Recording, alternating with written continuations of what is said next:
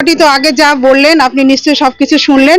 আমাদের দাবি বেশি কিছু নয়, আমরা যেহেতু ট্রেনিং আমাদের আমাদের নার্সিং সার্টিফিকেট আছে এবং আমরা 18 মাসের ট্রেনিং নিয়েছি।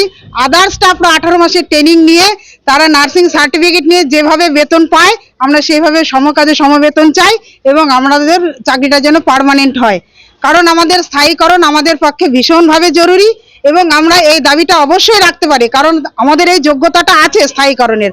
কারণ একটা সাব সেন্টারে একটা পার্মানেন্ট স্টাফ যা করছে আমরা সমান কাজ করছি, পার্মানেন্ট স্টাফ নেই, আমরা সেখানে একাই সাব সেন্টার চালাচ্ছি। কাজের ক্ষেত্রে যদি আমরা সমান হই তাহলে আর্থিক দিক থেকে আমরা কেন ডিপ্রাইভ হবো? আশা করি এই দিক থেকেও আমরা সমান।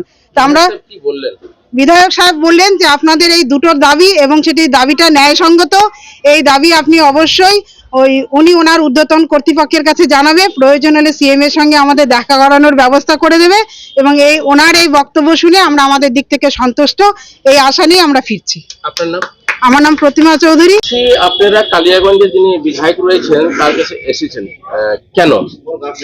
আমরা এখানে সব কন্ট্রাকচুয়াল এএনএম, আমরা এনএইচএম এর আন্ডারে কাজ করি। আমাদের দীর্ঘ বছর হয়ে গেল, 17 বছর আমাদের কাজেই রানিং চলছে, 17 বছর পূর্ণ হয়ে যাবে এই জুন মাস আসলে।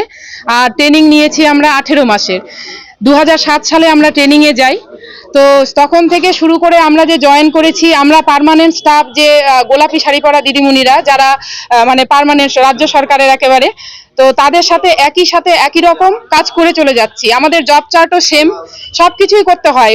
অনেক জায়গা আছে এমন যে আমাদের শুধু একা মেয়েরাই চালাচ্ছে, সেই দিদিরাও চালায়, কিন্তু আমাদের যেহেতু স্যালারি মানে ওদের মতো একদমই না, ওদের অর্ধেকও স্যালারি আমরা পাই না। আমরা অনেকবার এর আগে বিগত সরকারের সময় আমাদের মেয়েরা মানে বহুবার স্বাস্থ্য ভবনে গেছে, অনেক কিছু আমাদের দাবি দাবা ওখানে দিয়েছে, পেশ করেছে, শুধু মানে আশ্বাস ছাড়া আমরা কিছুই পাইনি। আশ্বাস দিয়ে দিয়ে আমাদেরকে ফেরত পাঠিয়ে দিয়েছে।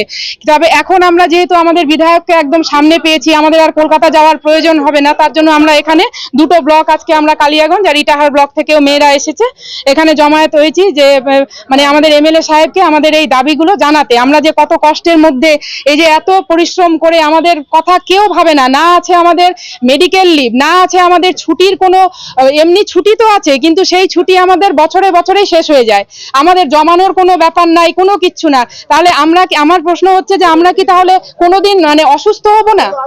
ছুটিটা তো জমানো হয় যে ভবিষ্যতে যখন সেরকম কোনো বড় রোগ হবে কোনো চিকিৎসার জন্য, সেজন্য মেডিকেল আমাদের নেই, তো আমরা ছুটিটাই জমিয়ে আমরা যদি করতে পারতাম, সেটাও আমাদের দেয় না। মানে আমাদের সব দিক দিয়ে বাতিল করে রেখেছে, বাতিলের বঞ্চিত করে রেখে দিয়েছে।